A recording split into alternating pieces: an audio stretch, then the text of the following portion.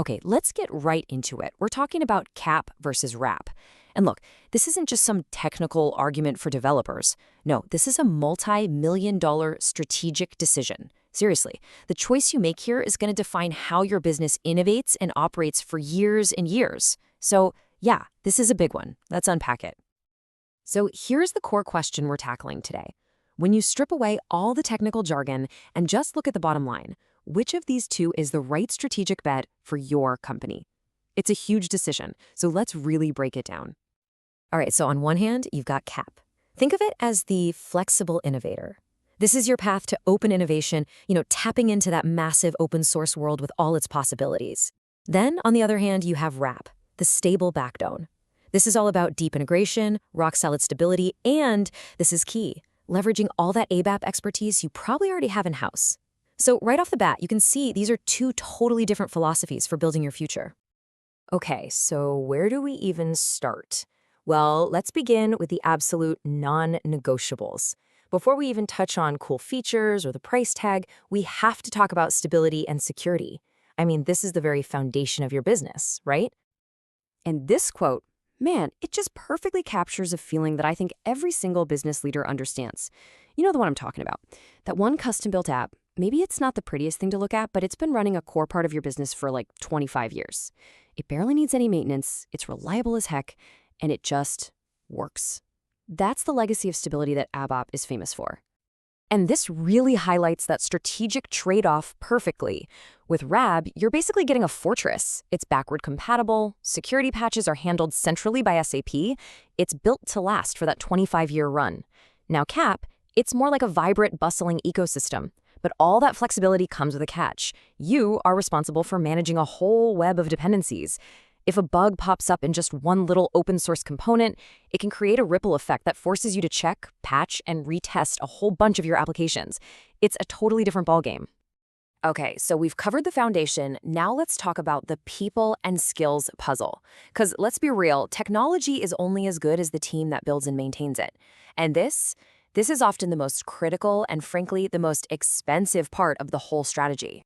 And this brings us to a real developer dilemma. See, your current ABAP developers, they have this deep, invaluable knowledge of how your business actually works, of your specific SAP data models. You can't just buy that. Now, a CAP developer might seem easier to find on the open market, but they're going to need a ton of training to even begin to understand your business context. The source material makes a great point here. True experts master one thing deeply, not two things kinda sorta. And if your goal is to modernize and move to a clean core, well, rescaling your existing ABAP team on RAP is just a much more direct and frankly logical path. And that dilemma, it bleeds right into your support model. Think about it. With RAP as a service, SAP is doing the heavy lifting. They're handling patch management, security, all that stuff. That means you need fewer dedicated admins in-house. But with CAP, it's all on you. Your team is responsible for maintaining the apps, hunting down and updating dependencies, and fixing whatever breaks. It's a really fundamental choice. Do you want a managed service, or are you ready for a full-on do-it-yourself project? All right, it's time to talk about the thing everyone wants to know about, the money, the cost.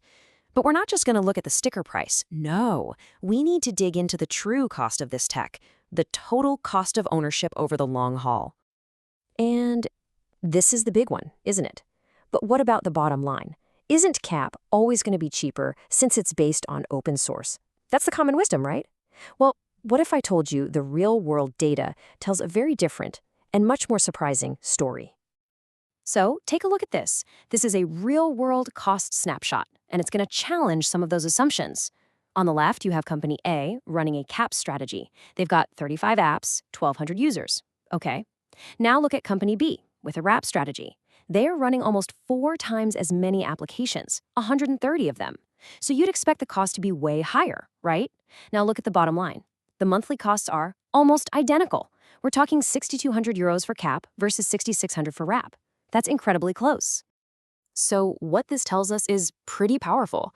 That statement, that idea that CAP is always cheaper to run than RAP, it's just plain refuted by the data. It's not true. What this really shows is that the final cost has everything to do with the size and the scale of what you're actually building. It's all about your specific use cases. So you're probably asking why? Why isn't CAP always cheaper? Well, it all comes down to the hidden costs of infrastructure. See, with RAP, a lot of the essential services you need, things like application jobs, logs, transport systems, they're just built right in. It's part of the package. But with CAP, you're living in an a la carte world. You have to go and buy all those services separately from the SAP Business Technology Platform, BTP. You need logging, that's a service. You need transport, that's another service. And all those seemingly small costs, they add up fast, and they can have a massive impact on your total budget. Okay, we've hit on stability, we've talked about skills, we've looked at the real cost, so now let's bring it all home. How do you actually make the right choice? You need a framework, a clear way to think through this for your own company. So here it is, a 4-step strategic check to guide your thinking. First up, strategy. Ask yourself, is our number one priority open-ended innovation, or is it deep, stable integration with our core systems? Second, skills. Do we have the expert teams for our chosen path right now, or do we have a realistic plan to build them? Third is risk.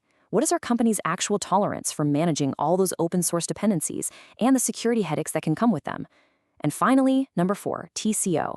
Have you really honestly modeled out the full cost of all the services you're going to need over the next 5, even 10 years? You know, the source material leaves us with a very blunt and memorable piece of advice that really highlights how high the stakes are here. The quote is, "Before CAP and RAP become crap." And what that means is you absolutely have to make a thoughtful, well-researched, strategic decision. This is not something you can afford to get wrong.